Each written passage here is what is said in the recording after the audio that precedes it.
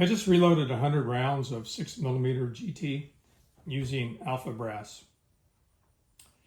That is the only cartridge that I use Alpha brass. All the rest I use Lapua, and that's because when I bought the rifle, Lapua did not make 6mm GT cases, so I went with Alpha. They're very, very consistent. You take the neck wall thickness, it drops on 14 every single case. These are brand new cases. I bought 400 at a time, and I didn't open 200 of them, so I opened them up for this measurement. So every one of these is right at 14 thousandths of an inch. That'll get thinner as you reload and they stretch a little bit and you trim them. When I take the 3 times fired brass, they're slightly thinner, but I mean, it's not even measurable. Really, you can just see that the mark lines up at a slightly different point. So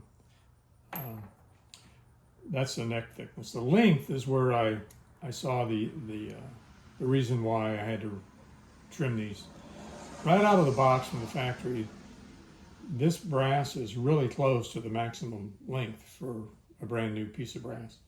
So the maximum length is 1.725, and these are 1.721, 1.720, and they're all right in there. These calipers are not the best, or Harbor Freight. What I try to do is make sure that I make a good measurement. I get the case square, and I don't push real hard on the roller down here because I don't want to introduce error. But for reloading, they're more than adequate.